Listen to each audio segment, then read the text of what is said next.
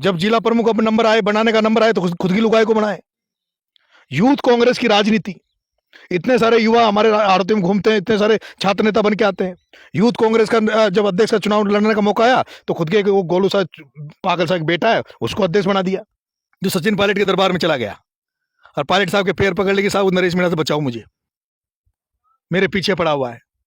को किसी का ही वफादार नहीं है। पायलट साहब ने टिकट दिया, पायलट साहब ने मंत्री बनाया। अशोक गहलोत तो उनको देखना ही पसंद नहीं करता था भाया को।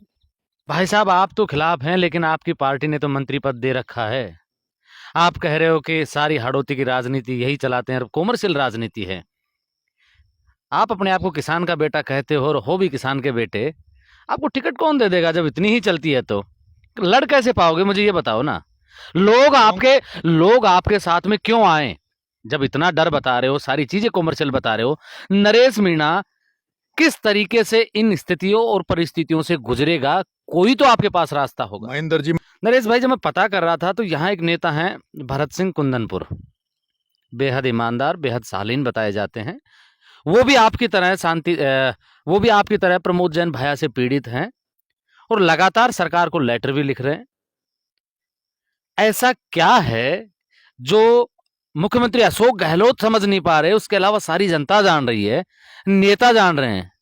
एक सवाल और पूछ रहा था कि आपके इकलौते पैरोकार कांग्रेस पार्टी में सचिन पायलट, जैसा मुझे सूत्रों ने बताया। मान लीजिए कि पायलट साहब की नहीं चली, हालांकि ऐसा बहुत मुश्किल है कि ना चले, लेकिन पायलट साहब के तो चाहने वाले, तो सचिन पायलट के चाहने वाले तो हर विधानसभा में हैं। नरेश मीणा में से क्या खास है कि सचिन पायलट पैरवी करेंगे और दमदारी से करेंगे? कुछ लोग ये कहते हैं कि नरेश मीणा डॉक्टर किरोड़ीलाल मीणा से जलते हैं, और कुछ लोग ये भी कहते हैं कि डॉक्टर किरोड़ीलाल मीणा नरेश मीणा को पसंद नहीं करते। इनमें जयपुर के छात्र राजनीति में एक नाम हमेशा चर्चाओं में रहा, नरेश मीणा। कई विवादों से भी घिरते रहे, छात्रों की लड़ाई लड़ते रहे, कई प्रकार के आरोप और प्रत्यारोप लगते रहे, लेकिन वो छात्र राजनीति छोड़कर अब मेन स्ट्रीम राजनीति में हैं और अपने विधानसभा क्षेत्र, जो उनका खुद का पड़ता है छबड़ा, वहां से विधानसभा चुनाव की तैयारी कर रहे हैं। नरेश जी, छात्र राजनीति के बाद में आप मेन स्ट्रीम राजनीति में हैं, और जहां तक मैंने पता किया है, यहां पर बहुत बड़े बड़े लोग हैं जिनसे आप टकराने की कोशिश कर रहे हैं। मुझे तो कोई बड़ा आदमी दिखता नहीं है। मैं तो मेरा काम कर रहा हूं। चुनावी साल है, चुनावी साल में उतर रहा हूं। अब आपकी नजर में कौन है वो बड़ा आदमी जिससे मैं लड़ रहा हूं? यहां मंत्री हैं सरकार में प्रमोद जैन भाया। मैंने सुना कि उनसे आपकी अदावत है, सीधी टक्कर लेते हो उनसे। प्रमोद जैन भाया किस मायने में बड़ा है? मैंने तो कभी उनकी विधानसभा में कोई बहस नहीं सुनी। मैंने तो कभी नहीं सुना कि कोई किसानों के लिए, कोई पिछड़ों के लिए कोई आंदोलन किया हो। किस मायने में बड़ा है? हाँ, ये जरूर सुना है कि आजकल उन पर भ्रष्टाचार के बड़े आरोप लग रहे हैं। हमारे राजस्थान के सबसे ईमानदार जो विधायक है भरत सिंह जी, वो उन पे आए दिन आरोप लगाते हैं कि वो रेत खा गए, भाटे खा गए। और मैं जब जयपुर में भी, अब तो पूरे राजस्थान में उनकी चर्चा है। और इस मायने में वो बड़ा है कि उनको पिछली सरकार में भी वो मंत्री था, और इन्हीं अशोक जी गहलोत साहब ने, जो मुख्यमंत्री है, इनको उनके भ्रष्टाचार का आरोप लगा के उनको मंत्री पद से हटा दिया था। और पिछले 4 साल से भी अगर हम उनको, प्रमोद जैन भाया को, किसी चर्चा के नाम से जान रहे हैं, कहीं अखबार में कहीं खबर आ रही है, तो इस मायने से जान रहे हैं, जहां बड़ी बड़ी सभाएं होती हैं वहां भी इसी मायने से जाने जाते हैं कि एक मंत्री ऐसा है राजस्थान में जो सबसे करप्ट है, सबसे भ्रष्ट है। क्या इसी मायने में बड़ा है वो? क्या इसी को बड़ा मानते हो क्या आप? बड़े तो यहाँ बहुत है हमारे यहाँ। हाड़ौती में बड़े बड़े नेता है, बड़े बड़े नेता हुए हाड़ौती में। भुवनेश जी चतुर्वेदी, जो नरसिम्हा राव के टाइम में जो प्रधानमंत्री थे, प्रधानमंत्री कार्यालय में राजनीति करते थे। धारीवाल जी, शांति धारीवाल जी, भरत सिंह जी कुंदनपुर, ये हैं बड़े लोग। तो वो काय का बड़ा है? क्या आप इसको ओहदे को बड़ा मानते हो जो राजस्थान का सबसे भ्रष्ट मंत्री का ओहदा मिला हो उसको? नरेश भाई, मानो या ना मानो, लेकिन ओहदा ही बड़ा होता है। ऐसा नहीं है, सबके लिए नहीं है। कुछ लोग मान सकते हैं, मैं नहीं मानता। राजस्थान विश्वविद्यालय से पढ़ के आया हूं, बड़े बड़े लोगों से टकरा के आया हूं, कई बार जेल जाके आया हूं। किया मैंने यहाँ खुला विरोध। यहाँ जब वो भ्रष्टाचार हो रहा था हाड़ौती में 12 में, यहाँ आम किसान को रेत नहीं मिल रही थी, उसके रेत के डंपर चल रहे थे, तो मैंने विरोध किया। किसी कवाई में, एक थाने में उनके बजरी का ट्रक पकड़ाया, जेल गया, उन्होंने जेल भेजा मुझे, पिटवाया, पुलिस से पिटवाया। सोचा नरेश मीणा डर जाएगा। वो भूल गए कि नरेश मीणा तो जब यूनिवर्सिटी में नहीं डरा, कई बार जेल गया, कई बार लाठियां पुलिस की खाई, तब मैं नहीं डरा। उस समय क्या डरूंगा? क्या लोग इसीलिए आपको छोटा किरोड़ी कहते हैं, क्योंकि ना तो वो डरे हैं कभी? देखो, डॉक्टर साहब संघर्ष के पर्यायी हैं, और मैं इसीलिए, मेरे समाज, मेरे लोग ये उम्मीद करते हैं कि मैं भी डॉक्टर साहब जैसा बनूं। और मेरा भी सपना था कि मैं स्वर्गीय पायलट साहब, राजेश जी पायलट साहब, नाथुराम जी मिर्धा, आज की राजनीति में हनुमान बेनीवाल, किरोड़ी लाल जी मीणा, सचिन जी पायलट साहब, इनकी तरह राजनीति करूं, खुल के राजनीति करूं। कोई डर भय नहीं होना चाहिए राजनीति में। जो मन करे, जो आत्मा करे, जो आपको सही लगे, सच्चा लगे, वैसी राजनीति करो। काहे कि अगर आप राजनीति में और डर गए, दब गए, बोलने से डर जाओ, तो कैसे जनता का भला करोगे? जनता का भला वही कर सकता है जो राजनीति में निर्भय होकर, निडर होकर अपनी बात रखे। अब साफ तौर पे ये बताइए कि प्रमोद जैन भाया से आपका झगड़ा क्या है? मेरा कोई झगड़ा नहीं है, मेरा कोई व्यक्तिगत कोई झगड़ा नहीं प्रमोद जैन भाया से। झगड़ा इस बात का है कि वो पूरी कांग्रेस को, हारोती की कांग्रेस को अपने कब्जे में लेना चाहता है, और उसके लिए वो ओरिजिनल जो कांग्रेसी लोग हैं उनको एक एक करके मार रहा है। यहां जितने भी ओरिजिनल कांग्रेसी थे जिन्होंने कांग्रेस को खड़ा किया, ये संघ का गढ़ हुआ करता था हाड़ौती, ये बीजेपी का गढ़ बोलते थे हाड़ौती को। उस बीजेपी के गढ़ को जिन्होंने लोगों ने तोड़ा, जिन्होंने यहां कांग्रेस का झंडा फहराया, उनको उन्होंने ढूंढ ढूंढ के उनकी हत्या करी। शिवनारायण जी नागर, राधा किशन जी नागर, सुनील जी गालव, मनोज जी चौधरी, दिनेश जी यादव, अनगिनत लोग जिनकी राजनीति हत्या कर दी। उनके खुद के 4 वोट हैं, और 4 वोट होने के बाद भी यहां जो किसान जातियां हैं, किसान कौमें हैं, धाकड़, मीणा, गुजर, लोधा, माली, उनको कहीं आने नहीं देते, मौका नहीं देते। जब जिला प्रमुख अब नंबर आए, बनाने का नंबर आए, तो खुद की लुगाई को बनाए। यूथ कांग्रेस की राजनीति, इतने सारे युवा हमारे आड़ती में घूमते हैं, इतने सारे छात्र नेता बन के आते हैं। यूथ कांग्रेस का जब अध्यक्ष का चुनाव लड़ने का मौका आया, तो खुद के वो गोलू सा पागल सा एक बेटा है, उसको अध्यक्ष बना दिया। हर चीज में कब्जा, और खुद की सीटों को बचा लेता है, बाकी जगह पे बीजेपी की मदद करता है। छबड़ा में प्रताप सिंह सिंघवी जो बीजेपी का एमएलए है, उसकी मदद करता है इनडायरेक्टली रूप से। सांगोद में हीरालाल जी नागर, उनकी मदद करता है। तो मैं उसके खिलाफ हूं। मैं असली कांग्रेसी हूं, सच्चा कांग्रेसी हूं, कांग्रेस परिवार में पैदा हुआ हूं। मैं जब से देख रहा हूं प्रमोद जैन भाया ने केवल उन्हीं लोगों का नुकसान किया जो ओरिजिनल कांग्रेसी है, और उनका फायदा यहां आड़ती में पहुंचा रहे जो बीजेपी के। मेरे पास अभी अपडेट है, अभी थोड़े दिन पहले अमित शाह से मिलकर आया है, कभी वसुंधरा जी से मिल जाता है, खुद की सीट निकालने के लिए, एमएलए की सीट निकालने के लिए वसुंधरा जी से समझौता कर लेता है। सांसद के चुनाव में वसुंधरा के बेटे की मदद करता है। वो काय का कांग्रेसी है? मैंने जब भ्रष्टाचार के खिलाफ लड़ाई लड़ी, मुझे जेल भेज दिया, और आप बड़ा बता रहे हो उसको, वो बड़ा है। मैंने जब यहां डंडा किया ना, तो पायलट साहब के पैर पकड़ लिए। कि मानेसर के बाद में पहला मंत्री है ये जो सचिन पायलट के दरबार में चला गया, और पायलट साहब के पैर पकड़ ले कि साहब नरेश मीणा से बचाओ, मुझे, मेरे पीछे पड़ा हुआ है। बाद में पायलट साहब ने कहा कांग्रेस का मंत्री है, नरेश रहने दे। मैं चुप हो गया। लेकिन वो उसकी औकात नहीं भूला। वो बनिया है जाति का, और बनिया आप जानते हो, बनिया व्यापार के लिए बना है। जब व्यापारी को अपन राजा बना देते हैं ना, तो वो व्यापारी करता है, वो राज न्याय नहीं कर सकता। और उसने वही किया। पायलट साहब के पैर पकड़ ली, पायलट साहब के वहां चला गया, साहब आपके साथ ही रहूंगा। और फिर 25 सितंबर की जो घटना हुई, उसमें फिर धोखा दे गया, फिर दोनों एमएलए को लेकर कहीं और भाग गया।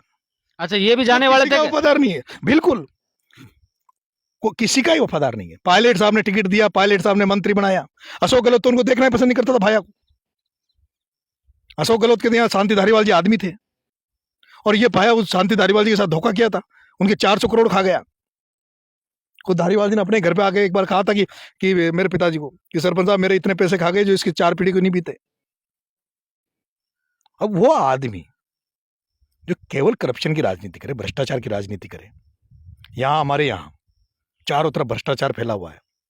थानों में लोगों को लूटा जाता है, तहसील में लोगों को लूटा जाता है। कोई रोड बनाने कोई ठेकेदार आ जाए तो उसको कहते हैं कि मेरे क्रेशर से गिट्टी ला, नहीं तो रोड मत बना। रेत लेनी है तो मेरे बजरी लेनी तो मेरे उससे ले। हॉस्पिटल में एक प्रिया हॉस्पिटल डाल लिया खुद ने। जब कोरोना काल चला तो जो सरकारी हॉस्पिटल में जो सिलेंडर आए उनको खुद के हॉस्पिटल में ले गया, वहां 3-3 लाख के लोगों को ठगा गया।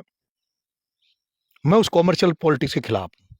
मैं चाहता हूं हाड़ौती में किसानों के बच्चे जगे, किसानों के बच्चे राजनीति में आए, और जैसे शेखावटी और पूरी राजस्थान में राजनीति हो रही है वैसे यहां भी किसानों के बच्चे राजनीति करें, जिनके वोट हैं 3.5 लाख 4 लाख धाकड़ वोट, गुर्जर समाज के वोट, माली समाज के वोट, लोधा समाज के वोट, उनको ना सरपंच बनने का मौका आता, ना जिला परिषद बनने दिया जाता, ना प्रधान बनने देते। और 4 बनिया उन्हें पूरी हाड़ौती को खा रखा है। 4 बनिया ये मिक्स है, कांग्रेस बीजेपी नहीं है, वो रिश्तेदारी निभा रहे हैं और चारों अपनी पार्टी को धोखा देते हैं। राजनीति में हाड़ौती में कोई नया नेता पैदा होना चाहता है, आप नहीं देख रहे क्या वहां कोटा में कैसी राजनीति हो रही? ओम शांति ओम, नाम सुना होगा शायद, ओम शांति ओम। एक बीजेपी में सबसे बड़े नेता, एक कांग्रेस में सबसे बड़े नेता, और दोनों मिलकर ना एक वो चाहता है कांग्रेस वाला कि कांग्रेस में कोई पैदा नहीं हो, बीजेपी वाला चाहता बीजेपी में पैदा नहीं हो। और ये हमारा जो नेता है जिसको आप बड़ा बता रहे हो, ये चाहता कि 12 कोट झालावाड़ में मैं ही मालिक बन जाऊं। हम उसके खिलाफ हैं, हम कांग्रेस के मजबूत सिपाही हैं, कांग्रेस को मजबूत करना चाहते हैं। इसने पिछली बार हराया, वहां करण सिंह राठौड़ को हरवाया छपड़ा में, इसने वहां मनोर थाना में कैलाश मीणा को हरवाया, खानपुर में सुरेश गुर्जर को हरवाया। हम इसके खिलाफ हैं। भाई साहब, आप तो खिलाफ हैं, लेकिन आपकी पार्टी ने तो मंत्री पद दे रखा है। आप कह रहे हो कि सारी हाड़ौती की राजनीति यही चलाते हैं और कॉमर्शियल राजनीति है। आप अपने आप को किसान का बेटा कहते हो और हो भी किसान के बेटे, आपको टिकट कौन दे देगा जब इतनी ही चलती है? तो लड़ कैसे पाओगे, मुझे ये बताओ ना। लोग आपके साथ में क्यों आए जब इतना डर बता रहे हो, सारी चीजें कॉमर्शियल बता रहे हो? नरेश मीणा किस तरीके से इन स्थितियों और परिस्थितियों से गुजरेगा, कोई तो आपके पास रास्ता होगा। महेंद्र जी, मैं गांव में जा रहा हूं, अभी पिछले कई दिनों से मैं गांव में घूम रहा हूं। हुजूम उमड़ रहा है, हुजूम। लोग इनकी राजनीति को पहचान चुके हैं, लोग यहां परिवर्तन चाहते हैं। इस मिली भगत के खिलाफ लोग यहां परिवर्तन चाहते हैं, और परिवर्तन होकर रहता है। पूर्वी राजस्थान में भी ऐसा ही समय था जब राजेश जी पायलट साहब, डॉक्टर साहब किरोड़लाल जी ने जब राजनीति चालू की तो वहां भी परिवर्तन आया। उदयपुर, बांसवाड़ा, डूंगरपुर में भी परिवर्तन आ रहा है, वहां भी आदिवासी जग रहे हैं। शेखावटी में भी परिवर्तन आया है, इस हाड़ौती में परिवर्तन आएगा, और उस परिवर्तन को लाने का काम मैं करूंगा। मैं जगा रहा हूं लोगों को, लोग जगेंगे, क्रांति पैदा करूंगा। विश्वविद्यालय में क्रांति पैदा की मैंने। आपके भाई की जब राजस्थान विश्वविद्यालय में राजनीति चली तो 2010 के बाद में आप उस विश्वविद्यालय के जो साइन बोर्ड, जो छात्र संघ अध्यक्ष बनते हैं, उसको उठा के देख लेना। 2010 के बाद में उसमें वही अध्यक्ष बने जो किसानों के बेटे थे। 2 दलित, 2 यादव, 2-3 जाट, मीणा, गुर्जर, ये अध्यक्ष बने। उसके पहले नहीं बनते थे, मैंने बनाए। इस हाड़ौती में भी चेंज करके बता दूंगा। हाड़ौती में जिनका वोट है, जिनकी संख्या है, वही राज करेगा, वही नेता बनेंगे। जो किसानों की दुख दर्द को समझ सके, वही नेता बनेंगे।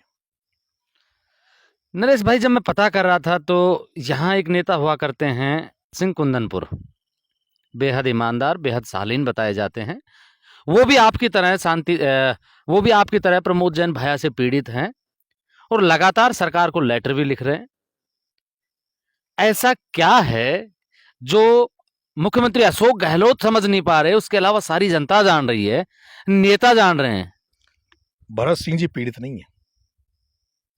भरत सिंह जी आज की राजनीति में ईमानदारी की और सिद्धांतों की राजनीति करते हैं, जो पूरे राजस्थान में मुझे तो कोई दिखता नहीं है। मुझे पूरे राजस्थान में भरत सिंह जी जैसा ईमानदार, कर्तव्यनिष्ठ और पार्टी के प्रति सच्चा सिपाही, वो ऐसा कोई दिखता नहीं है। लेकिन उनको भी वैसे ही, वो जब देखते हैं आसपास का क्षेत्र तो उनको भी घुटन होती है। मुझे पता है, जब कवाई मेरे पर, मैं कांग्रेस का कार्यकर्ता हूँ, एनएसयूआई का प्रदेश महासचिव रहा हूँ। मुझे भाया ने, मंत्री ने जेल भेजा 1 महीने के लिए, मेरी हिस्ट्री सीट खुलवाने का प्रयास किया। तो जब प्रमोजन भाया मेरी हिस्ट्री सीट खुलवा रहा था, जब मैं लड़ रहा था इससे, तो भरत सिंह जी ने मुख्यमंत्री को लेटर लिखा मेरे लिए और कहा कि ये लड़का कांग्रेस का कार्यकर्ता है, कांग्रेस के लिए लड़ता है, इसकी हिस्ट्री सीट रोकी जाए। और नरेश मीणा की हिस्ट्री सीट खोली जाए तो उससे पहले मदन दिलावर की खोली जाए, डॉक्टर किरोड़लाल जी खोली जाए, हनुमान बेनीवाल खोली जाए, जिन पर इतने मुकदमे, और उसके बाद मेरी हिस्ट्री सीट रोकी। वो व्यक्ति सच्चे लोगों के लिए लड़ता है, वो एकदम ईमानदार व्यक्ति है। और मैं तो चाहूंगा कि भगवान हम भी उनके पद चिन्हों पे चले। ईमानदारी की राजनीति, ईश्वर हमें ताकत दे, शक्ति दे कि हम ईमानदारी की इस जो हमने जो संकल्प ले रखा है, ईमानदारी के पद पे और महेंद्र जी, ये सही है कि राजनीति में पैसा चाहिए, लेकिन राजनीति में पैसा आप अपना कोई धंधा स्थापित कर सकते हैं, आप अपना बिजनेस स्थापित कर सकते हैं, उससे भी तो खर्चा चला सकते हैं। किसी की वही किसी तो की- कर रखा है वो नहीं प्रमोद कर- जैन भाया ने। वो नहीं कर रखा, वो जेब काटने का काम करते हैं। ये कौन सा है कि रोड बनेगा तो आपकी गिट्टी अच्छी होगी, नहीं हो मेरे क्रेशर से गिट्टी लोगे। रेत जो बजरी का जो खान का है कि बजरी आपको मेरी लेनी पड़ेगी, महंगी लेनी पड़ेगी, ऐसी क्या मजबूरी है? थाने वालों को और आबकारी वालों को, बिजली वालों को, सबको ये कह रखा कि इतने महीने की बंदी चाहिए। मैं कहता हूं किसी से तबादले के नाम पे पैसे मत लो, किसी अधिकारी कर्मचारी से बंदी मत लो। जब आप बंदी नहीं लोगे, जब आप ईमानदारी से स्थापित करोगे, हमारे यहाँ तो जो अधिकारी लगाए जाते हैं ना 12 में, उनकी क्वालिफिकेशन देखी जाती है, कौन सबसे भ्रष्ट है राजस्थान में। इस एरिया में जितना करप्शन है, भ्रष्टाचार है, इतना कहीं नहीं है। इस एरिया में सबसे कम एसीबी के मुकदमे होते हैं। आप राजस्थान के आंकड़े उठा के देख लेना एसीबी के, यहाँ एसीबी की कोई कार्रवाई नहीं होती। और क्यों नहीं होती? क्योंकि यहाँ तो एसीबी का जो अधिकारी लगाया जाता है वही भ्रष्ट है। जो इस भ्रष्टाचार को रोक लगाने वाला होता है वही यहाँ तो उसको ढूंढ के लाते हैं, जो एसीबी कोई कार्रवाई नहीं करे। इन सबको हम बदलने का प्रयास करेंगे। चुनाव की तैयारी कर रहा हूं, टिकट मिल जाएगा तो ठीक है, टिकट मिल जाएगा ठीक है, टिकट मांगेंगे और मुझे उम्मीद है टिकट देगी पार्टी, नहीं तो फिर जो जनता जनार्दन जो कहेगी वो करेंगे। मैं एक सवाल और पूछ रहा था कि आपके इकलौते पैरोकार कांग्रेस पार्टी में सचिन पायलट, जैसा मुझे सूत्रों ने बताया। मान लीजिए कि पायलट साहब की नहीं चली, हालांकि ऐसा बहुत मुश्किल है कि ना चले, लेकिन पायलट साहब के तो चाहने वाले, तो सचिन पायलट के चाहने वाले तो हर विधानसभा में हैं। नरेश मीणा में से क्या खास है कि सचिन पायलट पैरवी करेंगे और दमदारी से करेंगे? ऐसा बिल्कुल नहीं है। देखो, ऐसा बिल्कुल भी नहीं है कि सचिन पायलट साहब मेरी ही पैरवी करेंगे। पायलट साहब भी उसकी पैरवी करेंगे जो जीतने वाला कैंडिडेट होगा, जो कांग्रेस का, उनके मन में, उनके दिमाग में ये होगा कि कांग्रेस का सच्चा सिपाही है। और महेंद्र जी, मुझे कांग्रेस का सदस्यता जो दिलाई थी वो आदरणीय सचिन जी पायलट साहब ने मुझे कांग्रेस की सदस्यता दिलाई थी। और मैं पायलट साहब के साथ राजनीतिक तौर पर जुड़ा हुआ नहीं हूं, मैं उनसे भावनात्मक रूप से जुड़ा हुआ हूं। और सचिन पायलट साहब से भावनात्मक रूप से मैं जिंदगी भर जुड़ा रहूंगा। मैं राजनीति में रहूं कि नहीं रहूं, राजनीति में क्या आपको फ्यूचर का पता नहीं है, पर मैं आदरणीय पायलट साहब से जुड़ा हुआ रहना चाहता हूं। और मेरा एक ख्वाब भी है कि सचिन पायलट, दो जातियों का जो मैंने देखा है, हमारे दो जातियों को बीच में भिड़ा दिया था, लड़ा दिया था, उनको दोनों को नजदीक लाने में पायलट साहब ने बहुत बड़ा रोल अदा किया है।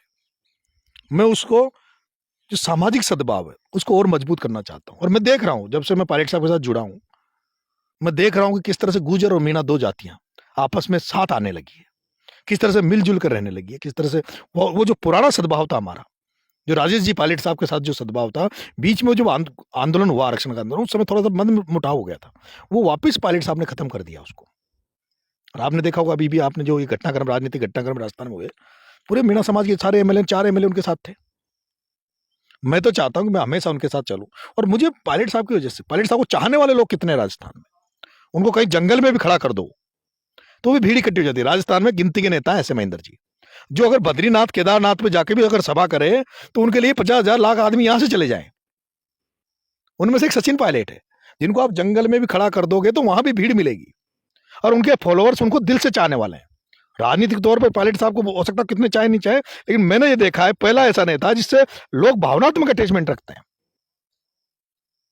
मैंने पहला नेता सचिन पायलट देखा है जो एक दिन पहले अनशन की घोषणा करते हैं भ्रष्टाचार के खिलाफ। और शायद मैंने बहुत सालों बाद में, जैसे भरत सिंह जी आवाज उठाने भ्रष्टाचार की, बहुत सालों बाद में ऐसी आवाज सुनी है मैंने। ये कांग्रेस का राज होते हुए, कांग्रेस का पूर्व उप मुख्यमंत्री, कांग्रेस का पूर्व प्रदेश अध्यक्ष भ्रष्टाचार के खिलाफ अनशन करता है और एक दिन पहले घोषणा करता है मैं कल अनशन में बैठूंगा, और हजारों आदमी पहुंच जाते हैं। आजकल राजनीति में हम भी भीड़ इकट्ठी करते हैं, हमें माइक लगाने पड़ते हैं, पीले चावल बांटने पड़ते हैं, पर्चे बांटने पड़ते हैं सभा के लिए।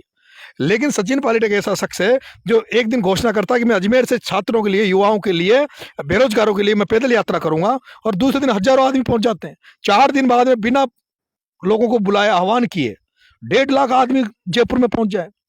उस नेता को हम फॉलो कर रहे हैं और मुझे विश्वास है कि पायलट साहब का हमें आशीर्वाद हमेशा मिलता रहेगा। टिकट मिले कि नहीं मिले, पर उनका आशीर्वाद मेरे पे हमेशा रहेगा। नरेश भाई, आपने कहा कि किरोड़ीलाल मीणा जैसा बनना चाह रहा हूं। मेरे दो सवाल हैं इसमें। जी। पहला सवाल तो ये कि किरोड़ीलाल मीणा जी बीजेपी पार्टी में हैं और आप उनके जैसा बनना चाह रहे हो। वो हमेशा से बीजेपी में रहता है, बीच में एक बार उनका राजपा में चले गए, फिर आप उसकी पार्टी में क्यों नहीं गए जब उनके जैसा बनना था, उनके अनुयायी हो? और दूसरा इसी से जुड़ता हुआ सवाल, कुछ लोग ये कहते हैं कि नरेश मीणा डॉक्टर किरोड़ीलाल मीणा से जलते हैं, और कुछ लोग ये भी कहते हैं कि डॉक्टर किरोड़ीलाल मीणा नरेश मीणा को पसंद नहीं करते। इनमें कितनी सच्चाई है और कितनी झूठ है? देखो, डॉक्टर साहब बड़े नेता हैं, हम उनकी संघर्ष की राजनीति को पसंद करता हूं मैं। इतनी उम्र में भी वो जिस तरह से फिजिकली आंदोलन करते हैं, फिजिकली एक्टिव रहते हैं लोगों के बीच में, उनके पद चिन्हों पर उस तरह की राजनीति हम करना चाहते हैं। डॉक्टर साहब के अलावा यहाँ जो भी संघर्ष की राजनीति करते हैं, जैसे हनुमान जी बेनीवाल हुए। नहीं, बेनीवाल जी पे भी आऊंगा, पहले आप वो बताइए जो मैंने पूछा है। देखो, डॉक्टर साहब, हमने जब से मैंने देखा है, जब से मैं उनको संघर्ष करते हुए देखता हूँ, और संघर्ष की राजनीति मुझे पसंद है, आंदोलनों की राजनीति मुझे पसंद है, इसलिए मैं उनको मानता हूँ, नेता मानता हूँ, और नेता है वो। और फिर विशेष रूप से समाज भी उनको मसीहा के रूप में मानता है। हमारे समाज को, मीणा समाज को उन्होंने बहुत बड़ा जागृत किया, उनको एक बड़ा प्लेटफॉर्म दिया। उन्होंने उनको शिक्षा के मामले में भी उनको जागृत किया, पर्यावरण के मामले में जागृत किया। हमारे पूर्वी राजस्थान में उन्होंने एक ऐसा स्थान डेवलप किया, अभी मीणा हाईकोर्ट के नाम से जो जाना जाता है, जैसे मानगढ़ धाम हमारा जो दक्षिणी राजस्थान उसमें है, वैसे पूर्वी राजस्थान में उन्होंने हाईकोर्ट स्थापित किया। उनके बहुत कुछ उन्होंने समाज को दिया और समाज उनको मानता है। अगर कोई व्यक्ति, जो ऐसा व्यक्ति जो समाज का नेता हो जाता है, अभी पायलट साहब है, पायलट साहब को मैंने कहा ना, राजनीतिक तौर पर लोग पसंद नहीं करते, उनको दलगत राजनीति से ऊपर उठ के भी लोग पसंद करते हैं भावनात्मक। ऐसे किरोड़ीलाल जी से बहुत लोग भावनात्मक जुड़े हुए हैं। अब ऐसा तो नहीं कि वो बीजेपी में, कांग्रेस में है। कोई हर चीज आप पार्टी से के मायने से तो नहीं देख सकते ना। पार्टी अपनी जगह है, लेकिन आपकी जन भावना, जन संघर्ष का नेता अभी ममता बनर्जी हैं, मैं तो उनको भी फॉलो करता हूं, उनको भी अच्छा मानता हूं। मैं तो महेंद्र टिकैत, राकेश टिकैत, उनको भी मानता हूं, जो लोगों लड़ते हैं। लेकिन डॉक्टर साहब जो है, डॉक्टर साहब का जिस तरह से मैंने संघर्ष देखा है, जिस तरह के वो रचनात्मक काम करते हैं, वो हमें पसंद है, और इसलिए उनको नेता मानते, मतलब नेता तो क्या, मतलब मसीहा मानते हैं, जो आप कहो, जैसा कहो, लेकिन मानता हूं मैं। मीणा हाईकोर्ट का संदर्भ आ गया, मुझे एक चीज याद आ गई भाई कि अभी कुछ दिन पहले मीणा हाईकोर्ट में बहुत बड़ी संख्या में लोग थे, आप भी पहुंचे थे। फिर मैं कहूंगा कि वो अदावत जो डॉक्टर किरोड़ीलाल मीणा आपसे रखते हैं या आप उनसे रखते हैं, या फिर कोई और भी बात हो सकती है, लेकिन आपकी उम्र के जो लोग हैं, मेरी उम्र के जो लोग हैं, उनमें बड़ा ये चर्चा का विषय रहा कि सबको बोलने दिया गया और नरेश मीणा को बोलने नहीं दिया गया वहां। देखो, ऐसा है महेंद्र जी, पिछली बार भी आदिवासी दिवस वहाँ हर साल बनता है, 10 साल से बन रहा है। पिछली बार डॉक्टर साहब ने मुझे फोन करके आमंत्रित किया था, तो मैं गया और मुझे बोलने का मौका भी दिया। इस बार 2 जगह कार्यक्रम थे हमारे आदिवासी समाज के, जो बड़े कार्यक्रम होते हैं। तो मानगढ़ धाम था, जो दक्षिणी राजस्थान में लगता है, और एक पूर्वी राजस्थान में। पूर्वी राजस्थान में जो कार्यक्रम था, वहाँ जनरली जो लोग आते हैं वो सब लोग परिचित हुए, जिनके चेहरे हमारे देखे परखे, जिनके साथ रहे हैं। तो मन का, हमारे नज़दीक भी पड़ता है 12 से, तो मना वहीं चलेंगे। इस बार मेरे पास निमंत्रण नहीं था, फिर भी मैं गया। और जहाँ कहीं भी इस तरह के जो कार्यक्रम होते हैं, आप जाते हो, लोगों के बीच में जाते हो, तो मिलना मिलाना भी होता है, लोगों से राम राम श्याम श्याम होती है। उस दिन लेकिन मैं सुबह 7 बजे अपने यहाँ गाँव से ही निकला था, लेट वहाँ पहुँचा, लेकिन मैं 2:15 बजे के लगभग निकला। अब वहाँ क्या कारण रहा, क्या नहीं रहा, हो सकता है उनकी नज़र मेरे पे नहीं पड़ी हो, या हो सकता है जो संचालन करता हो, जो मंच पे थे, वो नहीं चाहते हो कि नरेश मीणा को यहाँ मंच पे बुलाया जाए। तो मुझे लेकिन उससे कोई क्या फर्क पड़ता है, मैं वहाँ गया, लोगों ने मेरे को, सामाजिक काम था तो हाँ, मुझे उससे कोई फर्क नहीं पड़ता। और मुझे नहीं लगता कि डॉक्टर साहब की उसमें कोई गलती हो, क्योंकि डॉक्टर साहब को हो सकता है नॉलेज में नहीं हो। भाई, जब लाखों आदमी वहाँ हो, और ये तो नहीं है कि जब आदमी जो आयोजन करता होता है, उसका दिमाग उस समय, जो लाखों जब आदमी होते हैं, तो उसका दिमाग ऐसा नहीं, किसी वो जो संचालन करता होता है उसका मेनली रहता है। वो संचालन करता है कि मन में पता नहीं कुछ होगा, तो वो पता नहीं। लेकिन मैं ऐसा कुछ मानता नहीं हूँ। मैं गया हूँ, हजारों लड़के मेरे साथ वहाँ कार्यक्रम गए, बाद में भी हजारों लड़के मेरे को छोड़ने आए। मैं इसीलिए पूछ रहा था कि हजारों लड़के जो आपके साथ रहते हैं, उनका दिल टूटा है, उनमें चर्चा का विषय रहा था। अब एक सवाल और कर लेते हैं कि आप युवाओं की राजनीति की बात कर रहे हैं, कांग्रेस पार्टी में इतने पेपर लीक हुए हैं, एक तहसील से 100 थानेदार बने, पढ़ लिख के बन जाते तो दुख नहीं होता। एक गांव से अगर एक गांव से भी बन जाते तो भी दुख नहीं होता। पेपर लीक है, कितने लोग बेचारे अपनी गेहूं, सरसों, खाने का जो गेहूं है उसका कुछ हिस्सा बेच देते हैं ताकि फीस भरी जा सके और जाके पढ़ सके। देखो महेंद्र जी, नरेश मीणा खामोश रहता है, बात युवाओं की राजनीति की करता है, बात बदलाव की करता है, बात करता है कि मैं किसान का बेटा हूं और किसानों के लिए लड़ूंगा। वो किसानों के बच्चे थे। कोई आंदोलन जिस तरीके से डॉक्टर किरोड़ी लाल मीणा कर रहे थे, कहीं तो आप खुद करते। देखो महेंद्र जी, मैं छात्र राजनीति में हूँ और किसान का बेटा हूँ, और मैं जितना दिल दुख जो समझ सकता हूँ इनकी पीड़ा, उतना कोई नहीं समझ सकता। मैं खुद किराए के कमरों में रहा हूँ जयपुर में, और मैंने बहुत संघर्ष किया, मैंने बहुत लड़ाई लड़ी थी जब मैं छात्र राजनीति में था।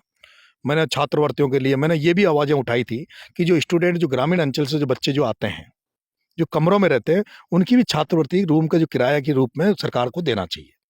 मैंने ये भी मांग उठाई थी, जो मैंने एक आंदोलन किया था 11 सूत्रीय, उसमें ये मांग उठाई थी कि जो गाँव के जो ग्रामीण जो बच्चे आते हैं और छात्र जो बीपीएल परिवार हैं, वो किसी भी तबके का, किसी भी जाति का हो, जो बीपीएल परिवार है, उनके बच्चों की शिक्षा पूरी फ्री होनी चाहिए।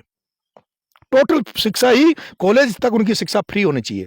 आप उनको रेवड़ी के रूप में अभी जो अनुदान देते हैं, अपन किसी कितना बेरोजगार भत्ता दे दो, उनको कितना कुछ दे दो, उससे काम चलने वाला नहीं है। आप चिकित्सा फ्री कर दो, नरेगा दे दो, ये टाइम पास है। अगर आप किसी परिवार को मजबूत करना चाहते हो, किसी परिवार को, किसी घर को मजबूत करना चाहते हो, किसी किसान के परिवार को मजबूत करना चाहते हो, तो उसके बेटे को नौकरी दे दो, उसके बेटे को शिक्षित कर दो। और अगर आपने फ्री में सारी योजनाओं को बंद कर दो, आप चिकित्सा फ्री कर दो, नरेगा बंद कर दो, सब कुछ बंद कर दो, लेकिन अगर आपने हर किसान के बच्चे को, गांव के आने वाले बच्चे को अगर आपने फ्री में बीए और एमए करवा दी, फ्री शिक्षा दे दी अगर आपने, तो ये तय मान लो उसको सरकारी नौकरी मिलेगी कि नहीं मिलेगी। लेकिन वो कहीं ना कहीं प्राइवेट कंपनी में नौकरी कर लेगा, कहीं कंप्यूटर जॉब कर लेगा, कहीं गुजरात बम्बई जाके प्राइवेट जॉब करके 10-20-50 हज़ार रुपए महीना कमा लेगा। नरेश मीणा, मैं आपकी बात को काटूंगा भाई। आपने जो बात आई आप मैं उसी पे मैं आ रहा हूं। आपने कहा कि आपने क्यों नहीं किया, मैंने बहुत बार किए, इसी बात की दुख झेल रहा हूं। इसी बात के लिए कारण है कि मुझे आज भी कांग्रेस ने पद नहीं दिया। मैंने कई झटके खा चुका हूं, इतने झटके खा चुका हूं राजनीति में, जो 2008 में नरेश मीणा एमएलए बन जाता। इसी बात का डर लगता है लोगों को। और आज जो आप कह रहे हो, मैं पायलट साहब के अनशन में गया, मैंने जब अजमेर से उन्होंने यात्रा की उसमें साथ रहा। मैं उसके पहले सीएचए का जो आंदोलन चल रहा था जयपुर में, जो क्या बोलते हैं शहीद स्मारक पर, उसमें मैं गया। पर मैं पिछले 4-5 साल से छात्र राजनीति से दूर हूं और मैं जयपुर की राजनीति से दूर हूं। मैं यहां हाड़ौती में ढूंढ रहा हूं। मैं अब किसानों की राजनीति करना चाहता हूं। मैं हाड़ौती में किसानों के बीच में जाना चाहता हूं, और मैंने किया है हाड़ौती में। मैं 2 बार जेल गया हूं हाड़ौती में। जयपुर की छात्र राजनीति की तो कई बार जेल गया। यहाँ 12 में मैं 2 बार जेल गया। एक बार मैंने जो कवाई में जब प्रमोजन भाया जो रेत बिकवा रहा था ट्रकों में भर भर के, उसका ट्रक भी पकड़ाया, एक मैंने जेल भेजा। हमारे यहाँ जब बिजली विभाग जो हर चीज के पैसे लेता है, और लाइट नहीं मिल रही थी, तो मैंने किसानों के लिए लड़ाई लड़ी। यहाँ जो विजिलेंस वाले आए डिप्यूटा ने, मैंने उनके जूत दिए, तो मैं जेल गया। अब मैं जब हाड़ौती में राजनीति कर रहा हूँ, तो अभी मेरे को समय जयपुर में कम मिलता है, मैं बहुत कम जयपुर में जाता हूँ। और फिर मेरे पास इस तरह का प्लेटफॉर्म भी नहीं है। मैं वहां से, जब आदमी आप कट जाते हो, किसी दूर गैप बन जाता है, तो अब जैसे संख्या जब आप आंदोलन करो तो उसमें संख्या बल का बहुत बड़ा इंपॉर्टेंस है। ठीक है, अभी मैं हाड़ौती में भी मैं बड़े बड़े यहाँ बहुत जरूरत है मेरी, तो मैं संख्या बल को मैं ढूंढ रहा हूँ। एक बार मैं संख्या बल को इकट्ठा करूँ, और फिर हाड़ौती में आपको वैसे ही नजर आएगा जैसे नजर आपके अलवर में आता है, जैसे पूर्वी राजस्थान दौसा में नजर आता है, जैसे आपको शेखावटी में नजर आते हैं ना जो आंदोलन करता है वो के, वैसे थोड़े दिन बाद में आपको 12 की धरती पर, कोटा की धरती पर भी आंदोलन करते हुए नरेश मीणा नजर आएगा। लेकिन नरेश भाई, मैं एक सवाल और पूछ लेता हूं, और कैमरे के सामने पूछूंगा, ताकि कभी जब आप कुछ बन जाओ तो ये बात याद रहे, और कैमरे के सामने कभी भी बात कभी भुलाई नहीं जाती। गरीब का बेटा, किसान का बेटा एमएलए बन जाता है, मंत्री बन जाता है, तो अमीरों की भाषा बोलने लग जाता है। कहीं ये नरेश मीणा जो मुझसे आज बड़े बड़े वादे कर रहा है, बड़े बड़े बात कर रहा है, कहीं ये उन्हीं अमीरों की भाषा, वही फार्मी कुत्ते, वही घर के बाहर लिखवा देना कि यहाँ जूते और चप्पल पहनकर आना मना है, ऐसा तो नहीं हो जाएगा? देखो महेंद्र जी, मैं कहावत मैंने सुनी है बचपन में, उसको अमल में रहता हूँ। पूत सपूत तो क्यों धन संचय, और पूत का पूत तो क्यों धन संचय। आप शायद ये नहीं जानते कि मैं 99 में जयपुर गया था और मेरा डंडा पूछता था जयपुर में। हजारों की संख्या मेरे साथ लड़कों की रहती थी और मेरे पे कई मुकदमे भी लगे। आज दिन तक नरेश मीणा पे किसी जमीन पर कब्जा करने का मुकदमा नहीं लगा। 20 साल की छात्र राजनीति में आज दिन तक कोई एक आदमी शख्स ऐसा नहीं मिलेगा आपको जो ये कह दे कि हमने नरेश मीणा को 2 रुपए दिए, नरेश मीणा ने हमसे 2 रुपए लिए। मैं ऐसे परिवार में पैदा हुआ, हमारे यहाँ अफीम की खेती होती है। मैंने मेरे बाप दादाओं को ईमानदारी की राजनीति करते हुए देखा है। मैं क्या, कुछ भी हो सकता है, नरेश मीणा कभी जिंदगी में भ्रष्ट नहीं होगा। नरेश मीणा कभी भी किसी भी सूरत में, कैमरे के सामने बोल रहे हो, बिल्कुल कैमरे के सामने बोल रहा हूं। अगर नरेश मीणा बिकता, नरेश मीणा पैसे वाला बनता ना महेंद्र जी, तो जो जवार सर्किल है ना जयपुर के आसपास, उस पर नरेश मीणा की सैकड़ों बीघा जमीन होती। नरेश मीणा को कोई खरीद नहीं सकता। प्रमोद जैन भाया नरेश मीणा को अब तक दबा चुका होता। नरेश मीणा जो तो आप कह रहे हो ना बनने के बाद जो 100 करोड़ रुपए दे सकता है, और जिसके खिलाफ आज भी बोल रहा हूं, मुझे फर्क ही नहीं पड़ता, डर ही नहीं लगता। मैं किसी से ना तो डरता हूं क्योंकि मेरे अंदर ईमान है, और जो ईमान जो होगा वही आदमी बोलेगा। जिंदगी में कुछ बने कि नहीं बने, ईमान को नहीं बेचूंगा। चाहे सूखी रोटी खा लूंगा महाराणा प्रताप की तरह, और स्वाभिमान से समझौता नहीं करूंगा। ये थे राजस्थान विश्वविद्यालय के पूर्व महासचिव और अब छबड़ा विधानसभा से कांग्रेस पार्टी के उम्मीदवार बनने की तलाश में हैं नरेश मीणा। आप मेरे साथ देख रहे हैं ब्लैक एंड व्हाइट सच। मैं महेंद्र यादव। जय हिंद, जय भारत।